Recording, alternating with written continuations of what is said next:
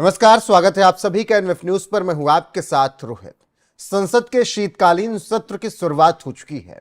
ऐसे में विपक्ष एक बार फिर से हंगामे पर उतर आया है, लेकिन इस बार जो विपक्ष है उसमें ही फूट पड़ गई है और हंगामे के नाम पर सदन की कार्रवाई रोकने वालों को अब विपक्ष के अपने ही साथी सलाह और मशवरा देने लगे हैं और हाथ जोड़कर निवेदन करने लगे हैं कि कम से कम संसद का शीतकालीन सत्र तो चलने दो।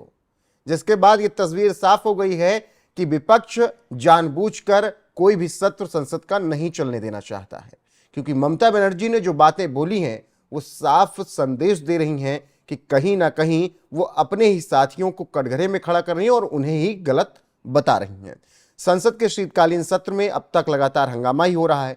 कांग्रेस से अलग टीएमसी का स्टैंड है और ममता बनर्जी ने कहा है कि मैं जिस तरीके से संसद के शीतकालीन सत्र में हंगामा किया जा रहा है उससे नाखुश हूं। अडानी के मुद्दे पर, संभल के मुद्दे पर, इन तमाम मुद्दों का जिक्र करते हुए ममता बनर्जी ने कहा कि तमाम और मुद्दे हैं, बार बार अडानी के ही मुद्दे पर क्यों अड़ जाते हैं और इसी वजह से कार्रवाई स्थगित हो रही है। तो मेरे साथ इस वक्त वरिष्ठ पत्रकार पंकज प्रसून जी हैं। पंकज जी, समझने की कोशिश करूंगा कि पहली बात तो इंडिया गठबंधन से अलग होकर ममता बनर्जी चुनाव लड़ी थी 2024 का, और अब नसीहत भी दे रही हैं कि भाई संसद का सत्र कम से कम चल जाने दो, शीतकालीन, इसको बर्बाद मत होने दो। नहीं, देखिए, ममता बनर्जी किसी समर्थन या विरोध की बात नहीं है। कोई भी सेंसिबल पॉलिटिशियन होगा जिसको जमीन की राजनीति करनी है, वो चाहेगा कि सत्र के दौरान ऐसे विषयों पर सरकार को घेरा जाए जो आम जनता से जुड़ा हुआ हो।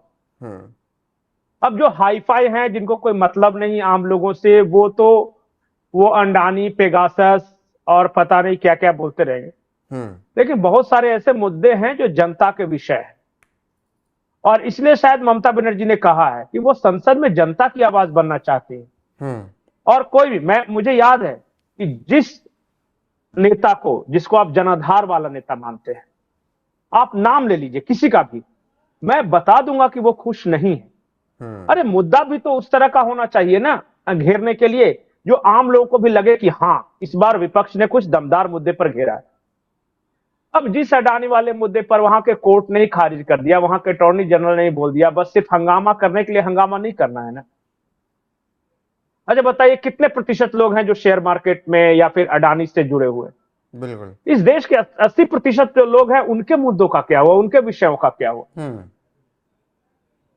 बहुत सारे। देखिए, मैं एक चीज पे नहीं बोलता हूं, किसानों का मुद्दा हो, नौजवानों का मुद्दा हो, बेरोजगारी का मुद्दा हो, बेकारी का हो, और बहुत सारे नीतिगत मसले हैं, राज्यों के साथ केंद्र का संबंध हो, कई तरह के विधेयक आने, उन सबको छोड़ के एक यूएस के किसी कोर्ट का आधा अधूरा जानकारी वाले बयान पे भारत किस दुनिया के सबसे बड़े लोकतंत्र की संसद को लगातार ठप किए रहना, ये समझदार आदमी करेगा क्या? लेकिन देखिए, सोशल मीडिया ट्रोलिंग अलग विषय है और जनता को किसी मुद्दे पर जागरूक करना, उनके पक्ष में आवाज उठाना दूसरा विषय है जी। यहां अब जो राजनीति जो राहुल गांधी कर रहे हैं वो पॉइंट स्कोरिंग की राजनीति है कि उनके समर्थक सोशल मीडिया पर आएंगे और बोल देंगे कि हाँ हाँ अडानी अडानी अडानी। आम लोगों को मतलब नहीं है भाई इन सब चीजों से। पंकज जी, लेकिन जिस तरीके से ममता बनर्जी की पार्टी, उनके सांसद और खुद ममता बनर्जी लीग से हटकर अपने विपक्षी गठबंधन से हटकर बात कर रही हैं, क्या वो ये बताने की कोशिश कर रही हैं कि पहले 2024 के लोकसभा चुनाव में मैंने अकेले चुनाव लड़कर अपने आप को मजबूत किया और फिर हरियाणा में और जिस तरीके से अभी हार हुई आपकी महाराष्ट्र में और उत्तर प्रदेश के उपचुनाव में कांग्रेस की और उनके साथियों की, क्या वो बताने की कोशिश कर रही हूँ कि अब इंडिया गठबंधन में सबसे ज्यादा मजबूत मैं ही हूँ? नहीं, सबसे बड़ी बात है कि इंडी गठबंधन में थी कब? क्या बंगाल का चुनाव साथ लड़ा था कांग्रेस के साथ? नहीं। क्या लोकसभा चुनाव साथ लड़ा? नहीं। उनका अपना स्टैंड है जी और अपने राज्य के हितों को लेकर, जनता के हितों को लेकर ये आवाज उठाते। वो तो क्या है कि भाजपा के विरोध में एकता दिखानी है तो कुछ इंडी गठबंधन के, जो इंडी अलायंस के जो कुछ बैठ के थी उसमें चली गई, समझ गई कि इसका कोई फलाफल नहीं निकल रहा है, उन्होंने डिस्टेंस कर लिया। और ऐसे भी ममता बनर्जी कोई पारिवारिक विरासत से प्राप्त नेता तो है नहीं, उन्होंने तो संघर्ष कर अपना जगह बनाया है। अच्छा बताइए, संघर्ष किया आज नहीं, आज की जो इंडी अलायंस है उसमें परिवार के अलावा और कौन सा नेता है जो सेल्फ मेड है? आप बताइए।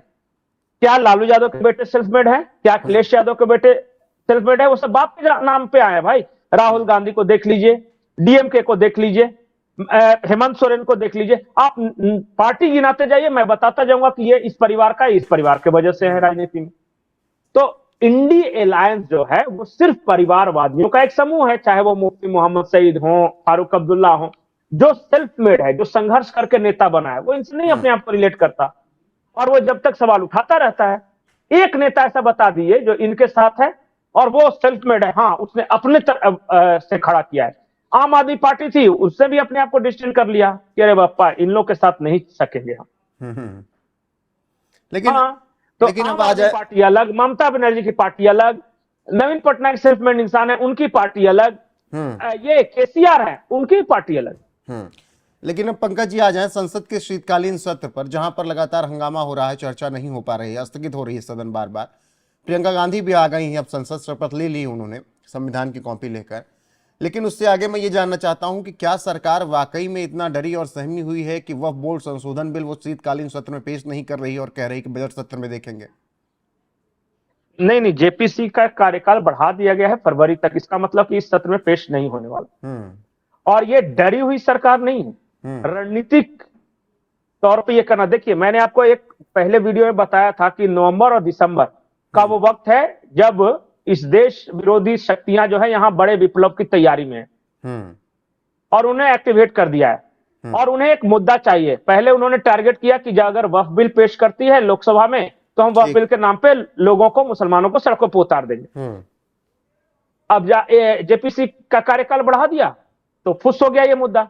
अब किस बात पे सड़कों पे उतारे? देखिए, सड़कों पे तो उतारना है, अब किसान वाला पे उतार नहीं सकते, वक्फ वाले पे उतार नहीं सकते, हिंदू मुस्लिम, तो वो देख रहे करे तो क्या करे, पैसे पेमेंट तो आ गए हैं वहां से, अब मुद्दे तलाश करने जरूरी हैं। नहीं, कर्नाटक में कई मौलाना मुस्लिम समुदाय को संबोधित करते हुए ये बोल रहे थे, एआईएमपीएलबी के कई सदस्य थे, कि अब हम अदालतों से भीख नहीं मांगेंगे, संसद तुम्हारी है तो सड़क हमारी है।